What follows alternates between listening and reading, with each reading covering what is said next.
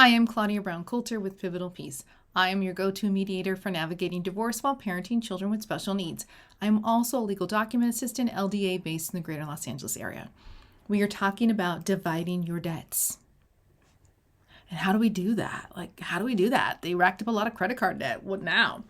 So there are two types of debt. There's a lot of kind of debt. For divorce, though, we're thinking about separate debt and community debt.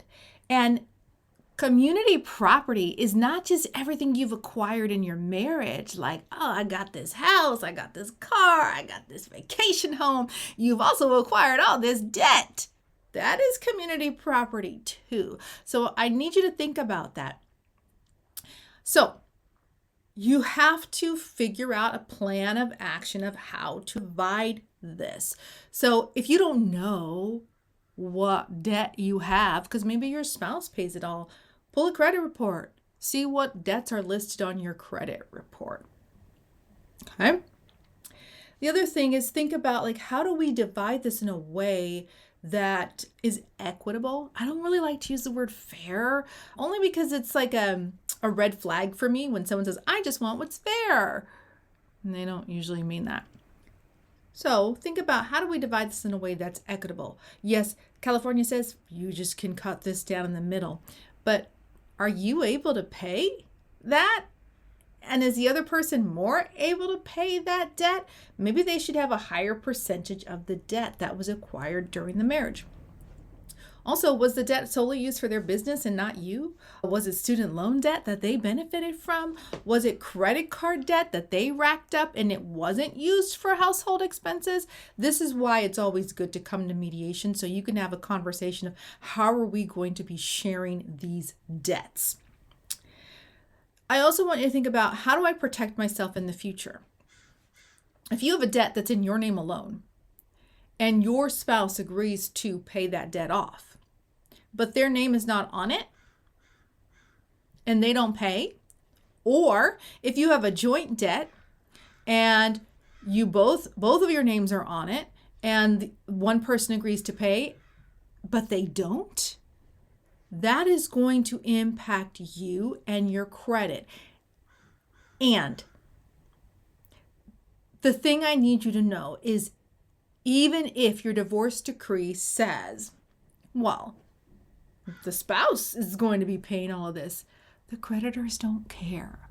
They want their money. And if your name is on that debt, they're coming after you. So really protect yourself in this process. Try to keep the debts that are in your name and have them keep the debts that are in their name. If you're concerned that they're not going to pay them off, see if you can have a lump sum payout where it gets paid off from the proceeds of the sale of the house. Something so that you are protected so it doesn't come back to bite you in the rear end later. Or maybe they refinance the debt so it's all in their name. So really think about how can I protect myself from future liability? Maybe they're not a bad person and that they're really good with their bills, but what if something happens and they lose their job? That's still going to impact your credit. So really think about that. And this is where negotiation really comes into play. And this is why you want to come to mediation so a conversation can be had. Listen, lately I've been having conversations with people and they've not been very comfortable. Wouldn't it be better to have an uncomfortable conversation now as opposed to having an uncomfortable conversation with a creditor when you thought that the bill was paid, or having an uncomfortable moment when you're not approved for a loan because you didn't know that your ex wasn't paying everything that they were supposed to be paying, and so now your credit is wrecked? Don't delay that uncomfortability. Nobody wants it, but it's just going to get worse down the road. It's not going to get better. So have these uncomfortable conversations now.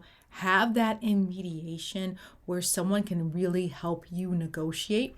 But your first step is to list on your financial disclosures, specifically in California, the FL 142, your schedule of assets and debts. List all the debts.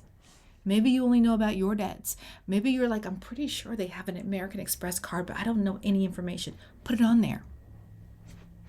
American Express. You don't know what it ends in. You don't know when it was open. You don't know how much is owed. That's okay. Put it on there. So at least it's there. It's present. It's in black and white. Then you can have a conversation about that. So be as detailed as possible. Put everything down on paper and do not be afraid to have these uncomfortable conversations. You will thank yourself for it. And if you're both civil, and that doesn't mean that you're perfect, but if you both have the intention to, one, stay out of court, and two, act like an adult, these uncomfortable conversations can really clear the air. And they are really hard in the moment, but after the fact, they can produce a lot of peace because they produce clarity. There are clear expectations of what should happen and what should not happen. Okay? So don't be afraid of these conversations. Have them be upfront and honest and open, and get this part of your life done.